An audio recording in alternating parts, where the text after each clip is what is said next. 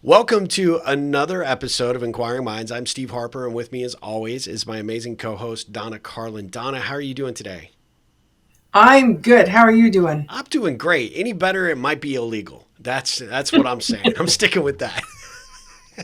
So what are we talking about today? So I was thinking, if you made this choice, what would be different?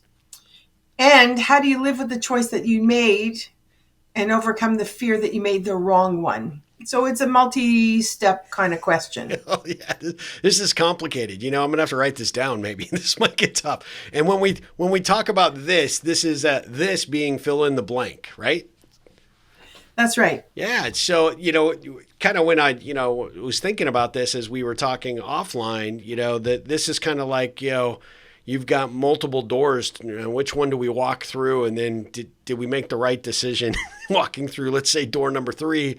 What was behind door number 1? And did I miss out? Right. So this is, Yep. how do you make that choice? And then ultimately, how do you avoid maybe the natural tendency to think, oh, if I'd only done this or this, it might have been different. I consider a series of choices like a journey that's unmapped. Mm-hmm. Um, I remember, just to share a little story that I was sharing with somebody I taught yesterday. When I was in Whitehorse, Yukon, doing my master's practicum, I was with two people who were in the class. They decided to come for a drive with me, and Whitehorse is like Alaska. What you know of Alaska, it's just so vast and beautiful. Yep. And we were going through this tiny town that was pretty much almost shut down because it was late fall, and they shut down, all the artisans and whatever for the winter. And I saw a body of water like this big, between two houses. And I said, I want to go there. And they said, no, no, no, we're supposed to go on this road. They all had their maps out. I said, I want to see what's there. Uh-huh. So I took a detour and I went, next to these really tiny little houses and artisan shacks. And I saw this vast lake that I drove for an hour and a half around the lake. And I was not even halfway around it. Everything's huge there and untouched. It's unbelievably beautiful. And if I didn't go for that glimpse, I would never have experienced what we did that day. We walked along the water on the sand. It was just absolutely extraordinary. I think we make choices to get us somewhere faster or to get us somewhere safer, but it's not always the right choice because we don't have 100% of the information available to us Yep. most of the time. So how do we live with the fear that we made the wrong choice? I would say eliminate the fear completely because you could only make the best informed choice that you have at that moment in time. And if it doesn't work, it doesn't mean you can't make another one for the most part. Sure. Sure. Well, and we see this with the coaching clients that we work with, right? A lot, that there is this, you've got to do something, right? And so you have to take some action and, you can eat yourself alive trying to think of all the what if scenarios and all the different, angles. But at some juncture, you're going to have to come to that point where you have to walk through one of the doors. There's 3 choices to make. You're going to have to pick one. And kind of like the old let's make a deal game, Monty Hall, what's behind door number 2? Once you go through it and with, you have to go through it with the information that you have at the time to make the best possible choice. And thinking about that, like you really had a couple of different paths. You couldn't have driven, you may not have driven that day, but you chose to drive that day and you're down this path and you could have, 2 other people in the car with you. And that, you have to stay on the road. You have to go down the path. We have to go from point A to point B. And you deviated and said, well, no, there's a point C that I want to see. And I'm going to go that direction. And we're going to try that. And then to see that magnificent lake and to be able to experience that, you would never have known it. You would not have been able to experience it had you stayed the normal path that most people do. And I think, you have to have a little bit of a risk, factor when you're in life and as a decision maker and as a leader to be willing to walk through, doors that are unknown and circumstances that have yet to reveal themselves. But that's when the magic really happens often. And, if it doesn't happen, I mean, the natural tendency is for people to go, well, I should have gone through the other door. I should have done this, or I shouldn't have, should have done that. But I think that the big concern, is when you find yourself second guessing the decisions that you make. That's where you take away the little bit of the mystery of life, don't you think? I think I absolutely agree, and I think it's dangerous in a way. You start second guessing a decision you made. Remember, that decision was made for one specific situation to get you beyond it or above it, whatever Yep. it is.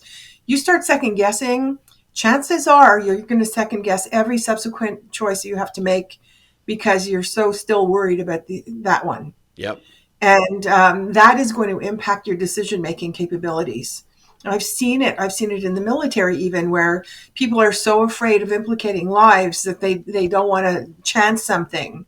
What are the consequences if they don't? You talked about having to go through one door, door one, two, or three. You don't go through any door. That's paralysis. Yep. And that to me is not an option. To some people, they get so paralyzed, they just won't make a decision. They insist somebody else make it for them. That's a decision in itself. Yeah. Well, thinking about to a work environment where if you have that paralysis, your company stagnates, your people stagnate. There's no innovation, there's no creativity, there's no growth, and then you also get a choice made for you because your competition can come take advantage of that, or you'll hemorrhage the great talent, which means you'll not just stay stuck, you'll probably backslide even because now you are that much further behind in the game. And so I think, if you apply the aspects, and I'm thinking through a business scenario, right? Do we stay the same? Do we just keep doing what we're doing? Or do we invest in the future? Do we add this new product or this new service? And, as a decision maker, you're like worried about, well, I got to acquire more people or I have to invest more in technology, and that's going to take time and that's going to take effort.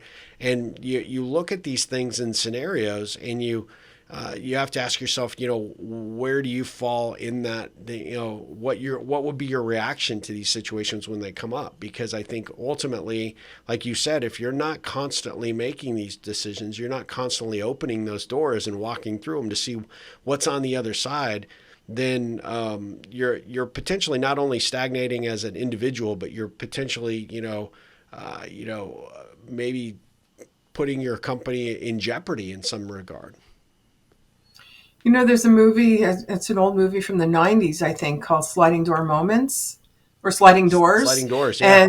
And Brene Brown talked about sliding door moments. How you come across something, you could either respond, react, or do nothing, Yep. pretend it's not there. And there's consequences to everything. And I'm not going to give away the ending of the movie in case you haven't seen it and want to see it. I'm not saying it's the greatest movie ever made. What I'm saying is the message of the movie is really important, and it's eye-opening to see the chain of events that happen because of one circumstance or another circumstance, or in this case, it would be one choice or then another choice. And I remember I was, called upon to make some very critical choices when my son was in an operating room, and I get a phone call from the surgeon saying, we can't do this, we need to do this. Yep. Yep. And it was, I need your verbal consent. Most of the time I gave it, but when it was like certain times that were critical to how he would heal, what he would look like, all of that, I always said to her, he needs to be a part of this decision making. I will not make that decision, which ticked her off because he was under anesthetic. She couldn't move forward. It meant another surgery. There is no way, because it would implicate my relationship with my son and his life, and it's not for me to make that decision Sure, on my sure. own. So it's what can I make a decision for? Who's it implicating, and do they need to be part of the equation? Is the thing, and if you tick off all those boxes to the best of your ability, then go with the decision that your gut's telling you to go with. You could always course correct later, for the most part, unless it's a life or death situation. That's a different conversation altogether. Sure. It's just remember though, when you don't make a decision, not only does it impact you, but it impacts everyone's opinion and viewpoint of who you are. Yep. Yep. No, it's very well said and very good point. How do you find that, or how would you encourage our audience to think about the doors of opportunity that are presented to them daily, right? How do you I think you have to look for them, right? But when you look at and you start, sort of looking at your day as it unfolds, situations that come up, how can they be cognizant of these choices, and then ultimately, how do you give them the confidence to pick a door and walk through it? My partner in crime, my colleague, used to say, "Opportunities don't knock; they whisper. So shut up and listen." Yeah, Because they're not blatant for the most part. They're not blatant in your face. It's this one opportunity that if you make it that right turn and go towards the lake kind of thing, then a whole new vista would be open to you. But if you don't pay attention to it and say, "Oh yeah, there's a body of water there," and you keep on going, then you don't even know what's out there for you. yeah, So pay attention to the things that pop up as you're going, and ask yourself, what would change in me? What would change for me if I actually engaged with that opportunity in the moment? And if I couldn't, because I was really obligated to go somewhere else, because you have commitments and everything sure, else, to acknowledge that it's there. And if it's another human being, to say, I would really love to continue this conversation. Can we at a later time? Because right now, I really have a commitment to honor. yeah, They're always happy to do that. If it's one of those things where they say you have an opportunity for 5 minutes and then it's gone, no, no, that's a marketing ploy. So I would keep on driving. yeah, yeah, Use your gut and trust it. yes. Is what I always tell people. Yeah, no, that's excellent. And I would tell people that are maybe tuning in, to this. It's a really interesting topic, and I think actually as you start to kind of reflect back on your life, both work and career choices, business opportunities that have presented themselves, but then the doors that have presented themselves in your personal life as well. Big moves, relocations, new friendship opportunities that you've had. There's a lot of lesson in going back and re-examining some of those doors that you walk through and sort of how they led you to be who you are today and where you are today. And so I often encourage my clients to kind of go back through and sort of create their own timeline of what's happened up to this point and what were some of those big doors of opportunity that they walk through and how did that work out? Both the positives and the negative ones, right? Because they give you a sphere of reference, and also from today's perspective, looks vastly different than it did back then when you're in the trenches at the time. But it also gives you some insight as to how you make your decisions, whether you go or not go with your gut, and potentially what it might do for you to understand some of the motivations and circumstances that presented themselves back then. And then ultimately how that presents itself as a guide for you to make decisions point forward today. Right. That's it. Yeah, absolutely. And it's Well, anything else that you think would be worth, pointing out to our audience on this topic that, we want to get in, just because there's so many different ways that we could take this one, but it was an interesting question that we wanted to pose today, because I don't think people actually take the time to stop and think about this, but it's really important because, sort of like I was explaining in that exercise, when you go back and look at how you handle these opportunities. First and foremost, if you're the one that's stagnating, you want to figure out how to get off your keister and moving in the right direction, right? yeah. And then if you find yourself, well, I make decisions maybe not always in the best the best door of opportunity. I don't always walk through the best door, I should say. And then I'm constantly beating myself up because of the decisions I made. That's also pretty insightful. But anything else that you think that we might want to, sort of make sure that we leave with our audience to think about this topic going forward, or how they might, create this as a conversation topic with their team or their family? One of the things is ask yourself, what enticed me to open up door number one in the first place? Yes, that's a good What one. was that enticement? So that you know what your triggers are, you know what enrages you, what engages you, what piques your interest, all of that, so that you have that data, that information the next time a door is presented or three doors are presented to you. Yep. The next thing is if you picked what you consider the wrong door, Ask yourself what was wrong about it. And, to go back to a previous conversation again, what is so perfect about this when it clearly isn't? What the perfection Yes. is learning more about yourself, learning more about a situation, learning something about something that you didn't know before, which will inform your next choice. So look at one choice as information on how to choose or not choose the next choice. Don't be afraid of it. Engage with it, play with it, celebrate, every time it gets screwed up, celebrate it and say, okay, I'm not doing that Not again. doing And that just, again.